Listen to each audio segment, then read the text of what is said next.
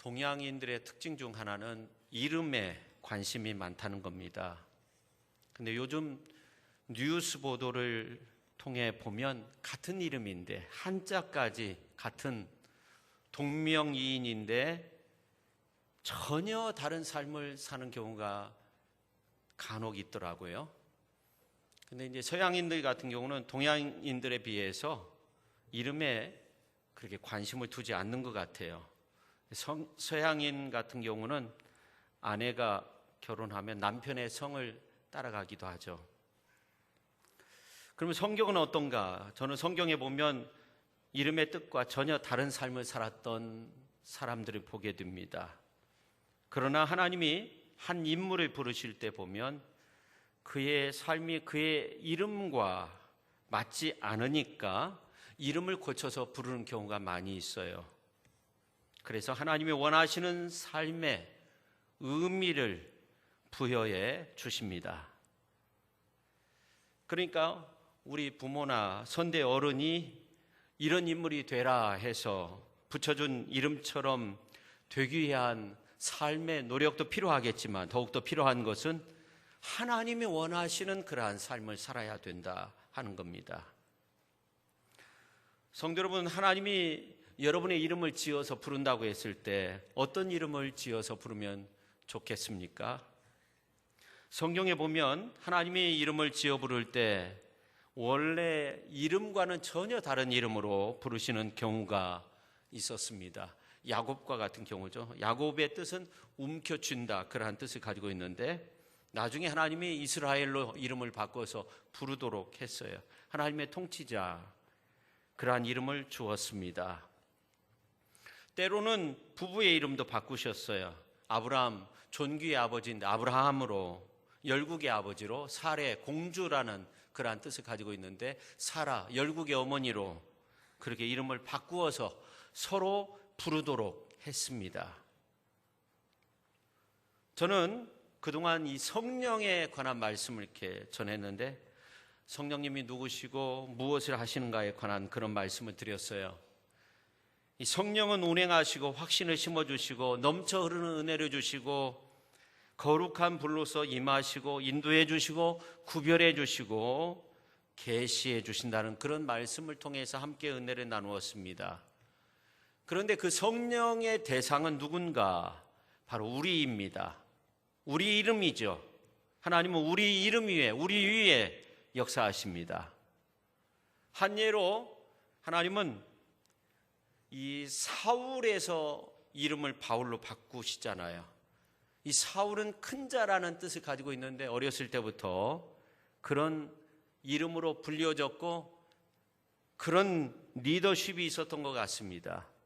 스데반이 순교할 때 스데반을 돌로 치려 하던 자들이 겉옷을 벗어서 사울이라는 그러한 청년 앞에 두었다고 성경은 말씀하고 있어요. 그리고 이제 돌로 치기 시작한 거죠. 그때 일을 사도 바울은 회고하면서 그들의 돌발적인 행동을 사도행전 22장 20절에서 말씀하고 있는데 또 주의 증인 스데반이 피를 흘릴 때 내가 곁에 서서 찬성하고 그 죽이는 사람들의 옷을 지킨 줄 그들도 아나이다. 그렇게 말씀하고 있어요. 그러니까 청년이었던 이 사울이 스데반을 향해 돌을 던져 죽이는 사람들을 보호해 줄 것으로 생각해서 그들의 옷을 벗어서 사울 앞에 두고 돌로 스데반을 쳐서 죽인 거죠. 근데 이 사울은 여기서 멈추지 않고요. 사도행전 8장 3절에 있는 말씀을 보면 사울이 교회를 진멸할 새 각 집에 들어가서 남녀를 끌어다가 옥에 넘겼다고 그렇게 말씀하고 있어요. 그것도 모자라 가지고 대제사장을 찾아가서 다메섹 여러 회당에서 예수의 도를 전하는 사람들이 있는데 그 사람들을 결박해서 예루살렘으로 끌고 오고자 공문을 요청합니다. 그리고 그 공문을 가지고 다메섹으로 가다가 다메섹 도상에서 부활하신 예수님을 만나게 돼요. 사울아 사울아 내가 어찌하여 나를 박해하느냐. 나는 내가 핍박하는 예수다. 주님의 음성을 빛 가운데서 듣게 되죠. 그 자리에서 완전히 거꾸러지죠. 더 이상 앞을 향해서 갈 수 없었어요. 눈은 떴지만 아무것도 볼 수가 없었어요. 그래서 다른 사람들이 부축해서 겨우 다메섹에 도착하게 되는데, 그때 놀랍게 주께서 아나니아라는 이 제자를 부르시고 그를 통해서 직가라는 곳에 가서 유다의 집이 있는데, 거기에 5사람 사울을 찾아가서 그에게 안수해서 눈을 뜨게 하고 그에게 이방의 사도로서 일하도록 하라는 그런 명령을 주세요. 그래서 정말 아나니아가 그곳에 가니까 유다의 집이 있고 그 안에 사울이 있어서 사울에게 안수를 합니다. 그 장면이 사도행전 7장 17절 18절에 기록이 되어져 있는데, 그에게 안수하여 이르되 형제 사울아, 주 곧 내가 오는 길에서 나타나셨던 예수께서 나를 보내어 너로 다시 보게 하시고 성령으로 충만하게 하신다.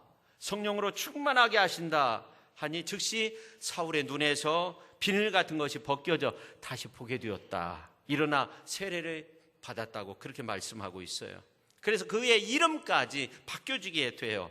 사울에서 바울로, 큰 자에서 작은 자가 되죠. 성령은 한 사람 사울 위에 임하심으로 완전히 새 사람이 되고 주를 위해 목숨을 바치고, 이 한 사람을 통해서 전 세계의 역사가 바뀌죠. 전 세계 지도가 완전히 바뀌는 놀라운 일을 감당하게 됩니다. 그 후 사도 바울이 고린도 교인들에게 편지를 쓰는데, 고린도 전서 15장 10절에 있는 말씀을 보면 내가 나 된 것은 하나님의 은혜로 된 것이니 내게 주신 그의 은혜가 헛되지 아니하여 내가 모든 사도보다 더 많이 수고하였으나 내가 한 것이 아니요 오직 나와 함께 하신 하나님의 은혜라고 그렇게 고백합니다. 이러한 사도 바울의 고백을 볼 때 오늘 우리도 우리의 이름을 성도로 바꾸시고 우리의 이름이 하늘나라 생명책에 기록된 것은 전적인 하나님의 은혜가 아닐 수 없죠. 하나님의 은혜로 우리가 구원받고 우리가 성도로서 이 시간 이 자리에 나와서 하나님을 예배하며 또 우리의 이름이 하늘나라의 생명책에 기록된 그 사실에 대해서 우리는 감사하며 감격하며 살아갈 수 있는 것입니다. 우리가 성령 인치심을 받고 성령이 임하면 우리는 새 사람 돼요. 찬송의 가사처럼 나 이제 주님의 새 생명 얻은 몸 옛 것은 지나고 새 사람이로다. 성도 여러분, 그 생명 내 마음에 강같이 흐르고 그 사랑 내게서 해같이 빛난다고 했을 때 얼마나 그 기쁨과 감사가 넘쳐나겠습니까? 하나님은 그렇게 우리를 사랑하시고 강물같이 흐르는 기쁨으로 우리의 삶을 채워주시는 줄로 믿으시기를 바랍니다. 주님의 은혜가 강같이 흐르고 주님의 생명이 언제나 넘칠되는 은혜 속에서 우리는 언제나 기쁨 가득 은혜 충만 주의 사랑 가득한 가운데 살아야 될 줄로 믿습니다. 오늘 이제 본문 이사야서 11장에 있는 말씀을 보면 하나님의 은혜가 얼마나 풍성한 건가 하는 것을 느낄 수 있어요. 이렇게도 넘치는 것인가 하는 것을 느낄 수 있어요. 오늘 이제 1절 하반부에 있는 말씀을 보면 결실할 것이요 그렇게 말씀하고 있어요. 여러분, 세상은 결실 못하고 끝나고 마는 경우가 얼마나 많이 있습니까? 사업장이고 직장일이고 우리의 인생이 그런 것 같아요. 결실하지 못하는 경우가 참 많이 있는 것 같아요. 글을 쓰는 작가가 수년 동안 골방에 앉아서 장편 소설을 완성해서 책을 만들어서 펴냈는데 독자들이 외면한다면 어떻게 되겠어요? 그래서 요즘은 자기의 글을 SNS를 통해서 소셜미디어를 통해서 연재를 한다는 거예요. 그때마다 읽도록 하는 거예요. 지난번에 어느 병원 신방을 갔는데 엘리베이터 안에서 짐을 나르시는 분인데 핸드폰으로 그것을 이렇게 열심히 읽는 모습을 봤어요. 이렇게 결실해도 감지덕지한데 오늘 이제 1절 2절 말씀을 보면 이 결실 위에 더하여 하나님의 성령이 강림했다, 부어졌다고 그렇게 말씀하고 있어요. 오늘 2절 말씀을 우리가 같이 한번 읽도록 하겠습니다. 그의 위에 여호와의 영 곧 지혜와 총명의 영이요 모략과 재능의 영이요 지식과 여호와를 경외하는 영이 강림하시리니. 할렐루야. 여호와의 영, 지혜와 총명과 모략과 재능과 지식과 여호와의 경외하는 그 영이 강림하시어 넘쳐나게 되었다. 어디에 넘쳐나게 됐어요? 한 가지, 한 나무, 이새줄기에서 한 싹이 나며 그 뿌리에서 한 가지가 나서 결실한 그 나무 위에 넘쳐나게 된다는 겁니다. 여러분, 오늘 본문 말씀에 나오는 하나님께서 심으신 그 나무, 보통 나무가 아니죠. 여호와의 영, 지혜와 총명의 영, 모략과 재능의 영, 지식과 여호와를 경외하는 영이 인치신 나무입니다. 여호와의 나무 위에 생명수 샘물이 흡족해요. 레바논의 백향목과 같이 하나님 보시기에 아주 건실한 그런 나무이죠. 성도 여러분, 하나님의 사람들은요 그냥 되는 것이 아니에요. 하나님의 성령으로 인침을 받아야 되는 겁니다. 이사야 선지자가 맨 처음 소명을 받는 이러한 모습을 보면 하나님의 인치심이 얼마나 중요한 것인가를 알 수 있어요. 여호와의 영광이 거룩한 성전에 가득할 때 이사야 선지자가 말합니다. 그때 내가 말하되 화로다 나여 망하게 되었도다. 나는 입술이 부정한 사람이요 나는 입술이 부정한 백성 중에 거주하면서 만군의 여호와 하나님을 비웠다는 거예요. 그때 천사 중에 하나가 부젓가락으로 제단에서 집은 바 핀 숯을 손에 가지고 이사야 선지자에게 날아와서 이사야 선지자의 입술에 댑니다. 그때부터 야훼 하나님이 내가 누구를 보내며 누가 우리를 위하여 갈고 할 때 이사야 선지자가 변해가지고 내가 이르되 내가 여기 있나이다 나를 보내소서. 처음에는 부정적으로 그렇게 대답했어요. 부정한 백성 중에서 거주하면서 내가 만군의 여호와 하나님을 비워서 내가 이제 다 죽게 되었다 이렇게 부정적으로 생각했는데 이제 성령께서 그를 인치시고 성령께서 그에게 와서 이제 그를 접촉했을 때 부정적인 사람이 변했어요. 그 이사야 선지자가 아주 위대한 하나님의 사람으로서 하나님의 말씀 이사야서를 66장까지 기록을 했는데 거기에 보면 고난받는 메시아 예수 그리스도에 관한 아주 소중한 말씀이 나오죠. 첫째, 성령의 인치심의 역사는 대속의 은혜가 가득하게 만들어주는 줄로 믿습니다. 국가 경제가 어려운 가운데 많은 사람들이 복지 예산이 앞으로 어떻게 될 건가 고민하는 분들이 있어요. 과거 우리나라에서 SIB라고 사회성과 연계한 채권을 도입한 적이 있습니다. 영국, 프랑스에서 성공적으로 행해진 프로그램인데 사회적 금융단체와 연계해서 교도소 이제 재활을 하는 어떤 프로그램을 이렇게 하는데 재범률이 10% 낮아지면 원금은 물론 이자에도 더 많은 액수를 책정해서 준다는 겁니다. 그렇게 하면 정부의 복지기금이 줄어들게 된다는 거죠. 사람들이 투자를 하니까. 근데 놀라웠게 재범률이 12% 줄었다는 거예요. 이런 식의 투자를 미국에서도 도입한 적이 있는데 골드만삭스와 뉴욕시가 손을 잡고 뉴욕시의 교도소 재활 프로그램에 투자해서 재범률이 10% 미만만 되면 엄청난 수익을 보장해 주겠다는 거예요. 확실한 투자이기도 하고 재범률이 낮아지면 얼마나 좋은 겁니까? 그런데 이것은 투자회사의 전략이지 보증은 될 수 없는 거예요. 정말 그렇게 된다는 보장은 없는 거죠. 지금 세상은 어떤 면으로 보면 선이 악을 이길 수 있는 그런 분기점에 도달한 것 같아요. 전 세계적으로 동성애 문제로 교회가 몸살을 앓고 있어요. 세상의 윤리가 교회 안에 들어오고 있어요. 우리가 이것을 막아내야 되죠. 세상은 보장이 없어요. 세상을 보면 흔들릴 수밖에 없고 넘어질 수밖에 없고 무너질 것밖에 없어요. 그러나 성령께서 역사하시면 우리가 넘어지지 않고 일으킴을 받는 귀한 은혜의 역사가 우리의 삶 속에서 나타나게 될 줄로 믿습니다. 히브리서 12장 28절 전반절에 있는 말씀을 보면 우리가 흔들리지 않는 나라를 받았은즉 은혜를 받자, 그렇게 말씀하고 있어요. 개역 성경으로 보면 진동치 못할 나라를 받았다는 거예요. 그래서 은혜를 받자, 성령의 은혜를 우리가 받아야 되는 겁니다. 성령의 은혜를 받으면 요동치 않습니다. 흔들리지 않습니다. 고린도후서 5장 5절 말씀을 보면 곧 이것을, 이 말은 예수 안에서 영원한 생명 얻은 이것을, 이 말입니다. 우리에게 이루게 하시고 보증으로 성령을 우리에게 주신 이는 하나님이시라고 그렇게 말씀하고 있어요. 누가 보증하세요? 하나님이 보증하세요. 하나님이 보증으로 주신 것이 무엇입니까? 성령이에요. 우리가 성령을 통해서 천국을 보증받게 되는 거예요. 천국뿐만 아니라 우리가 이 땅 안에서의 삶도 보증으로 얻게 되는 것입니다. 영원한 기업뿐만 아니라 이 땅 안에서 살면서 우리가 성령 하나님의 도우심 가운데 좋은 것들을 많이 누릴 수 있는 것입니다. 믿으시기를 바랍니다. 할렐루야, 할렐루야. 아멘도 적게 하시네. 할렐루야.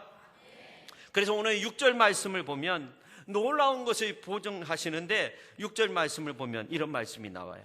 우리가 같이 한번 읽겠습니다. 그때 이리가 어린 양과 함께 살며 표범이 어린 염소와 함께 누우며 송아지와 어린 사자와 살찐 짐승이 함께 있어 어린 아이에게 끌리며, 우리가 가끔 어떤 외신 보도를 통해서 이런 사실을 접하게 될 때가 있어요. 어떻게 보면 말도 안 되는 일이죠. 크리스티앙이라는 사자가 두 청년과 1년 만에 만났다는 거예요. 집에서 키우다가 이 사자가 너무나 크니까 케냐에 보냈는데 1년 만에 만났는데 막 서로 좋아가지고 뒹굴고 막 그랬다는 거예요. 말이 안 되죠. 근데 성령이 임하시면 오늘 이제 6절 말씀과 같은 그런 본질까지, 본성까지 바꾸신다는 거예요. 다른 것으로 타고난 야곱의 그 본성, 본질 바꿀 수 있습니까? 그렇지 않죠. 성령의 인치심이 있었어요. 성령의 강림하심이 있었어요. 성령의 강림하신 가운데 바꾸셔서 야곱이 이스라엘 된 거 아닙니까? 지금 나와는 다른 멋진 나의 모습을 꿈꿔야 되는데 내가 변할 수 있는 것, 성령께서 내 마음 중심에 오셔야 돼요. 예수님을 나의 주로 모시고 그 가운데 살 때 우리의 삶이 변화되게 되는 줄로 믿으시기를 바랍니다. 근데 심지어 어디까지 바꿔주시냐면 오늘 이제 8절 말씀 한번 보세요. 같이 한번 읽겠습니다. 젖 먹는 아이가 독사의 구멍에서 장난하며 젖된 어린 아이가 독사의 굴에 손을 넣을 것이라. 아멘. 8절 전반절에 나와 있는 이 독사는 코프라를 말하는 거예요. 원문 히브리 성경으로 보면 하반절에 나오는 독사는 독이 있는 뱀을 말하는 거예요. 두 번씩이나 반복하고 있는 거예요. 코프라도 독이 있어요. 죽음의 독이 있어요. 죽음의 독을 강조하고 있는 거예요. 굉장히 상징적인 의미가 있는 겁니다. 죽음의 독을 제거할 방법은 예수 그리스도를 통해서 사망 권세가 다 제거되고 씻음받게 되고 구원의 은혜 속에서 우리가 살게 된다는 것을 그렇게 비유로 말씀하고 있는 것입니다. 성도 여러분, 무엇을 두려워하십니까? 나는 왜 도움을 받을 수 없는가 고민하고 있습니까? 성령님을 의지하십시오. 성령님은 여러분에게 보증으로 함께 해주세요. 성령께서 보증을 서야 해함도 없고 상함도 없고 넘치는 은혜 속에서 살게 우리를 만들어주시는 줄로 믿으시기를 바랍니다. 오늘 9절 말씀 보세요. 성령이 함께 하시면 이렇게 돼요. 9절 말씀, 내 거룩한 산 모든 곳에서 해됨도 없고 상함도 없을 것이니 이는 물이 바다를 덮음같이 여호와를 아는 지식이 세상에 충만할 것임이니라. 할렐루야. 저는 오늘 말씀 가운데 오늘 9절 말씀 참 중요해요. 근데 더 중요한 말씀이 뭐냐면 또 10절 말씀 참 중요해요. 그날에 이새의 뿌리에서 한 싹이 나서 만민의 기치로 설 것이요 열방이 그에게로 돌아오리니 그가 거한 곳이 영화로우리라. 그렇게 말씀하고 있어요. 여러분 한번 생각해 보세요. 왜 이새의 뿌리에서 한 싹이 나서 만민의 기치로 설까요? 기치, 기호라고도 번역할 수 있고 깃발, 승리의 깃발을 의미하는 것입니다. 근데 10절에 보면 이새의 뿌리에서 한 싹이 나온다고 했어요. 한 싹은 누구를 말해요? 예수 그리스도를 말하는 거예요. 오늘 말씀은 예수님에 관한 예언의 말씀이에요. 그분은 어디에서 만민의 기치, 승리의 깃발을 들고 서 계실까요? 어떠셨길래 그가 계신 거한 곳이 영화롭게 될까요? 다윗의 후손으로 한 싹이 나서 만민의 승리자로서 기치를 들고 서 계시는데 왜 그가 계신 그곳이 영화로울까요? 그곳이 어디일까요? 그가 만민의 기치로 서게 될 것은 바로 골고다 언덕이죠. 만민에게 승리의 영광을 주실 자리, 십자가를 지신 그 자리이죠. 그렇기 때문에 이 십자가는 패배와 치욕과 고통의 형틀이 아니에요. 십자가는 승리의 깃발이 되는 것입니다. 오늘 말씀으로 볼 때 그래요. 십자가에 달린 한 가지이신 예수님을 하나님은 그냥 놔두신 것이 아닙니다.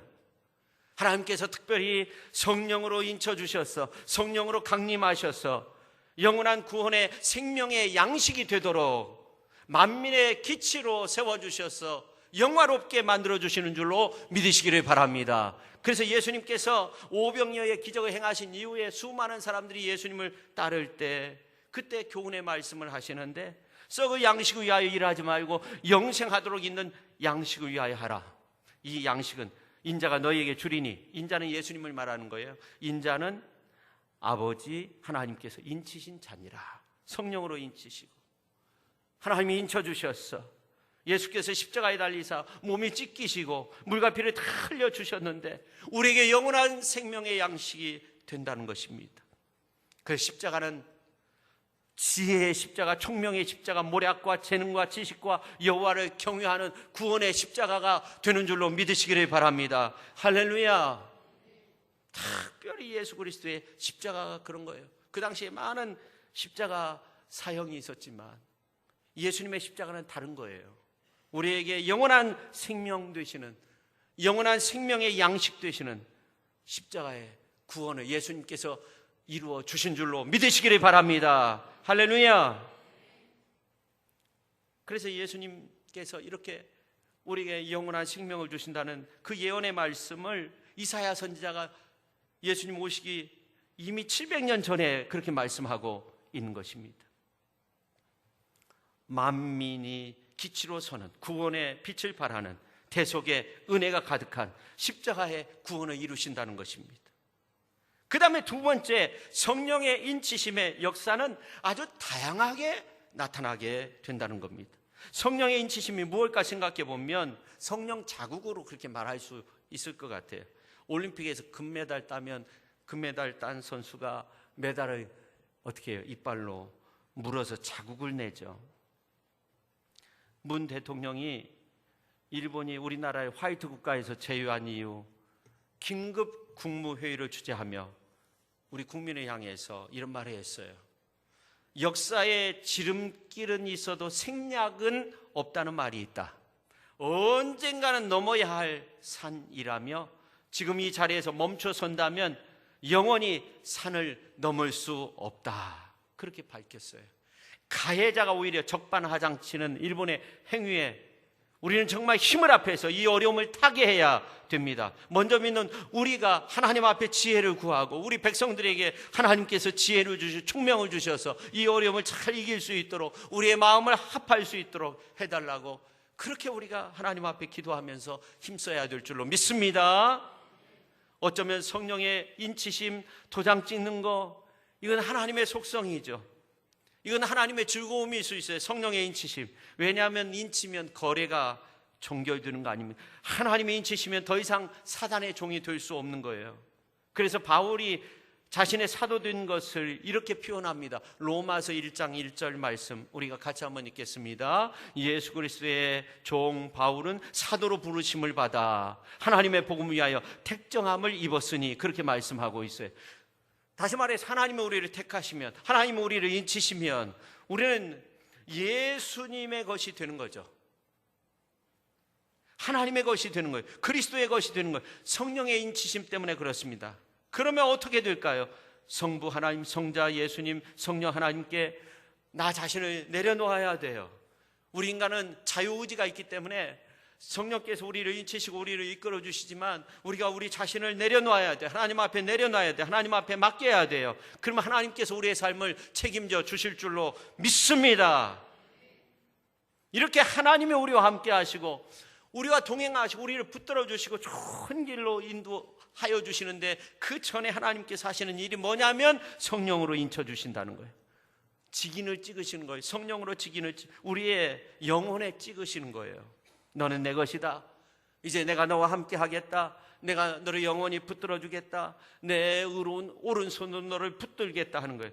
내가 너를 내 자녀 삼아 주겠다 하는 거예요. 그리고 자리를 잡고 거주하시는 거예요. 우리와 함께 하시는 거예요. 여러분, 전셋집에 살 때 먼저 입주에 필요한 계약서가 있어요. 그래서 입주자는 물론이고 주인도 사인을 하고 그 다음에 입주자가 들어가서 사는 거예요. 그렇지 않으면 살 수 없는 거예요. 오늘 이제 2절 말씀을 보면 여호와의 영, 성령을 6가지로 그렇게 표현하고 있어요. 첫째는 지혜, 두 번째는 뭡니까? 총명, 모략, 네 번째 재능, 그 다음에 지식, 여호와를 경외하는 영. 이 6가지로 말하고 있어요. 성소 안을 환하게 밝히는 7 금촛대와 비슷해요. 성소 안은 캄캄했어요. 이스라엘 백성들 광야 생활할 때 성소 안 캄캄했어요. 거기를 비출 수 있는 유일한 빛은 7 금촛대입니다. 근데 사실 이 성막인데요, 이 성막은 구약에 나온 예수 그리스도의 어떤 실제적인 예표로서, 그래서 예수님이 십자가상에서 죽으셨을 때 성막 안에 있는 휘장이 하나님께로 나가는 그 휘장이 있었는데, 그 휘장 위로부터 아래까지 찢겨졌어요. 그러니까 예수님의 십자가의 대속의 그 은혜를 이 성막이 너무너무 잘 보여주고 있어요. 근데 성막 안에 성소가 있는데 성소를 환하게 비출 수 있는 것은 오히려 하나의 빛, 7 금촛대가 있었다는 겁니다. 근데 7 금촛대는 성령을 의미하는 거예요. 그래서 7 금촛대는 각각 7개가 아니라 순금 1달란트로 만들어진 하나의 촛대입니다. 근데 한 줄기에서 6가지가 나온 거예요. 한 줄기는 그대로, 가운데는 그대로 있는 거예요. 이건 놀랍게 예수 메시아에 관한 예언의 말씀 가운데 지혜, 총명, 모략, 재능, 지식, 여호와를 경외하는 영 강림하셔서 7개의 금촛대를 만들고 있는 것인데, 그 중에 가장 중요한 가지는 예수 그리스도. 오늘 이제 1절 말씀 가운데 보면 한 가지라고 표현하고 있어요. 예수 그리스도를 말하는 거예요. 여러분, 하나님의 성령으로 충만해서 우리가 지혜가 있고 총명이 있고 모략이 있고 재능이 있고 지식이 있고 여호와를 경외한다 해도 예수 그리스도가 빠진 영은 잘못된 거예요. 내가 하나님의 영으로 충만해서 내가 사람의 방언과 천사의 말을 할지라도 사랑이 없으면, 예수 그리스도의 사랑이 없으면 소리나는 구리와 울리는 꽹과리가 되는 것입니다. 내가 예언하는 능력이 있어 모든 비밀과 모든 지식을 알고 또 산에 옮길 만한 모든 믿음이 있을지라 사랑이 없으면, 예수님의 사랑이 없으면 아무것도 아닌 거예요. 내가 내게 있는 모든 것으로 구제하고 내 몸을 불사르게 내줄지라도 사랑 없으면, 예수님의 사랑 없으면 내게 유익이 없는 거예요. 예수님 없으면 안 되는 거예요. 지혜가 있고 총명이 있는데 예수님이 빠져 있으면 안 돼요. 여러분, 성령의 인치심의 축복은 참 놀라운 건데요, 에베소서 4장 30절에 보면 하나님의 성령을 근심하게 하지 말라, 그 안에서 너희가 구원의 날까지 인치심을 받았다, 그렇게 말씀하고 있어요. 그러니까 우리 성도님 성령의 은치심 가운데 이제 구원의 날까지 항상 찬송하고 항상 영광 올려드리면서 그러한 은총의 삶을 살아갈 수 있어야 되는데, 오늘 우리에게 예수 그리스도의 그 은혜, 예수의 영으로 충만한 가운데 우리가 살아갈 수 있어야 됩니다. 여러분, 우리가 성령의 등불을 모두 켜야 되는 거예요. 오늘 이제 2절에 있는 것처럼 지혜, 총명, 모략, 재능, 지식, 여호와를 경외하는 영으로 가득 차 있어야 돼요. 7개의 금촛대에 모두 다 불이 붙여야 되듯이 지혜와 총명, 모략, 재능, 지식, 여호와를 경외하는 이러한 것이 없으면 우매한 자가 되는 거죠. 우리 예수님께서 산상수훈의 말씀 가운데 거룩한 것을 개에게 주지 말며 너희 진지를 돼지 앞에 던지지 말라, 그런 말씀을 하신 적이 있어요. 사울이 왕이 되었지만 한 일이 뭐예요? 한 일은 모략과 재능의 영으로 충만한 다윗을 죽이려고만 했어요. 바로도 마찬가지예요. 그 큰 권력을 가지고 있었지만 하나님이 10가지 재앙을 애굽 사람들에게 내렸지만 하나님의 뜻을 거부했어요. 그래서 출애굽기 5장 2절에 보면 바로가 이르되 여호와가 누구이기에 내가 그의 목소리를 듣고 이스라엘을 보내겠느냐? 나는 여호와를 알지 못하니 이스라엘 보내지 아니하겠다. 그렇게 말씀하고 있잖아요. 바로와 그 군대가 나중에는 홍해에 수장되고 말죠. 오늘 현대인들 가운데 예수님을 아는 사람들은 많이 있어요. 믿음도 없으면서 나는 예수님을 믿는다고 그렇게 고백하는 사람들도 있다고 선교사님이 그러더라고요. 지난번에 어느 선교사님이 와서 예수님을 믿는다는 거예요. 금방 또 세상에 빠지고 우상 숭배하고 예수님을 멀리하고 물어보면 예수님을 믿는다는 거예요. 서구 교회가 문을 닫고 있어요. 근데 나는 크리스찬이라고 대답하는 사람들이 인구 절반 이상 훨씬 더 넘는다고 합니다. 이슬람화 되고 있어요. 점점 이슬람을 섬기는 사람들이 많아지고 있다고 해요. 물론 내가 크리스찬이라고, 내가 예수님을 믿는다고 다행이죠. 그런데 부족한 것이 있어요. 성령을 구하지 않아요. 지혜의 영을 구하지 않아요. 자기 생각으로, 자기 지혜로, 자기 총명으로, 자기 모략으로 세상의 영에 취해서 사는 경우가 너무나도 많이 있습니다. 오늘 3절 말씀을 보면 그가 여호와를 경외함으로 즐거움을 삼을 것이며 그렇게 말씀하고 있어요. 뭐라고요? 여호와를 경외함으로 뭐라고요? 즐거움을 삼을 것이며. 우리가 주의 이름으로 모이거나 주의 이름으로 모여서 기도하거나 우리가 하나님 앞에 예배하거나 찬양하거나 즐거움으로 행할 수 있어야 돼요.